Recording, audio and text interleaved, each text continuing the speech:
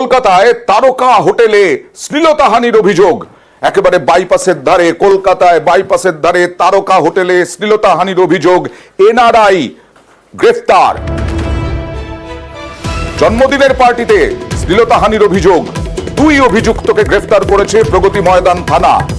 কি অভিযোগ, এই মহিলার সঙ্গে কি করা হয়েছিল, কথা বলবো প্রতিনিধি অর্পিতার সঙ্গে। অর্পিতা, দেখো, বাইপাসের ধারে বিলাসবহুল হোটেলের ভিতরে শ্লীলতাহানির ঘটনায় চাঞ্চল্য ছড়ায় গতকাল রাত্রেবেলায়। সেখানে একজন সঙ্গীত শিল্পী তার 6 জন বন্ধুকে নিয়ে সেখানে বার্থডে সেলিব্রেশন করতে তিনি গিয়েছিলেন। সেই সময় পঞ্চাশোর্ধ্ব এক ব্যক্তি উত্তপ্ত করতে থাকেন সেখানে এক গায়িকাকে, এবং এরপরে যখন অভিযোগকারীরা তারা যখন নিজেরা যখন গান করছিলেন সেখানে কিন্তু এক তরুণীর সঙ্গে অভব্য আচরণ শুরু করে এবং সেখানে তার কাছাকাছি এসে তারা নাচতে শুরু করে। এরপরে ওই তরুণী সহ সকলেই কিন্তু সরে যান এবং কিছুক্ষণ আবারও কিন্তু তরুণীকে নাচার জন্য প্রস্তাব দেয় অভিযোগকারিনীরই এক বন্ধুকে। তখনই কিন্তু অভিযোগকারিনী প্রতিবাদ করলে তাকে কিন্তু হাত ধরার তারা চেষ্টা করে, এমনকি এই ঘটনায় তাকে কটূক্তি করে এবং হুমকি দেয় বলে অভিযোগ। এরপরে হোটেল কর্তৃপক্ষকে জানানো হলে সেই অভিযুক্ত তাকে কিন্তু দিন নিয়ে তাকে বের করে দেয়। কিন্তু তখন এই অভিযোগকারিনী তার বন্ধুদেরকে নিয়ে পুলিশকে 100 ডায়ালে ফোন করেন এবং 100 ডায়াল থেকে প্রগতি ময়দান থানায় ফোন করা হয় এবং পুলিশ আসে।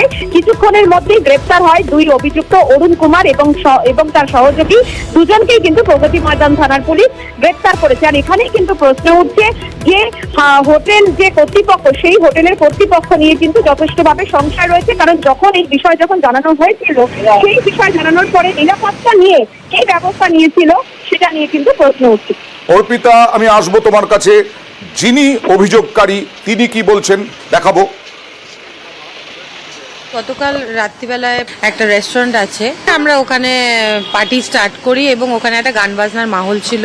ইতিমধ্যে দেখি দুই ভদ্রলোক হঠাৎ করে, তিনি ফার্স্টে যে মহিলা পারফর্মার ছিল তাকে এসে তার ক্লোজে যায়, তাকে কি কথোপকথন তার সাথে হয়। ওই লোকটি এসে হঠাৎ করে আমার ওই ফ্রেন্ডের পাশে সে নাচতে শুরু করে দেয়। যখন আমি দেখলাম যে তার মানে ইন্টেনশনটা ইটস নট গুড, তখন আমি তাকে হাত ধরে টেনে নিয়ে সরিয়ে আনলাম। তা আমি তখন প্রতিবাদ করি যে আপনি এটা ঠিক করেননি। তখন উনি আমার গায়ে হাত লাগাতে চেষ্টা করে, হাতটাই আমি বলেছি যখন, তখন উনি বলছে যে আপ জানতে হ্যাঁ কি হাম কন হ্যাঁ। আমরা অভিযোগ করেছি এবং সাথে সাথে পুলিশ এসছে এবং হাফ এন আওয়ার মধ্যে সেই ভদ্রলোককে থানায় নিয়ে যাওয়া হয়েছে।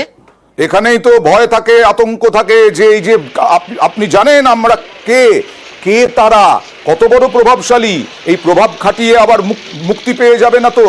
এগুলো তো যিনি অভিযোগকারী তারও আতঙ্ক আশঙ্কা। কারা এরা, কারা এই অভিযুক্ত, এই দুজন কারা অর্পিতা?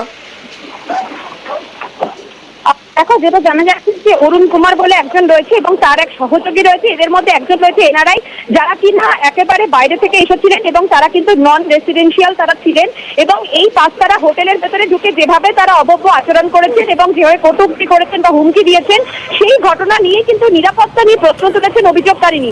যে একটি পাঁচতারা হোটেলের ভেতরে যেখানে তারা বার্থডে সেলিব্রেশন করছে একেবারে ব্যক্তিগতভাবে, সেখানে ওই ব্যক্তি কিভাবে তিনি ঢুকতে পারলেন, এবং যখন তার পরিচয় জানার তারা চেষ্টা করে তখন হোটেল কর্তৃপক্ষ কোনোভাবেই তাদেরকে সহযোগিতা করেননি বলে অভিযোগ।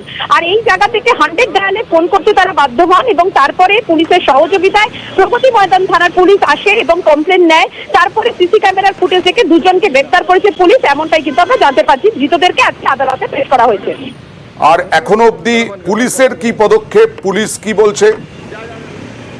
পুলিশ সূত্র থেকে যেটা আমরা জানতে পারছি যে 100 ডায়ালে যখনই ফোন যায়, অভিযোগকারিনীর হাজবেন্ড তিনি কিন্তু ফোন করেছিলেন 12:30 নাগাদ। প্রথম ফোনটা যাওয়ার পরে দ্বিতীয়বার আবার তিনি ফোন করেন এবং সেই দ্বিতীয়বারের ফোনে কিন্তু রেসপন্স করে এবং শেষ পর্যন্ত প্রগতি ময়দান থানার পুলিশ সেই ঘটনাস্থলে যায়। সেখানে গিয়ে অভিযোগকারিনীকে বলা হয় যে থানায় একটি কমপ্লেন করতে। থানায় সেখানে অভিযোগ তিনি দায়ের করেন এবং অভিযোগ দায়ের করার পরে সেখানে মামলা করা হয়, যেখানে কিনা শ্লীলতাহানি এবং হুমকি সহ একাধিক জন সেই ঘটনায় জড়িত। এই ধারায় কিন্তু মামলা করা হয়, বিএনএস অ্যাক্টে কিন্তু মামলা করা হয় এবং এই ঘটনাতে দুজনকে গ্রেফতার করা হয়েছে।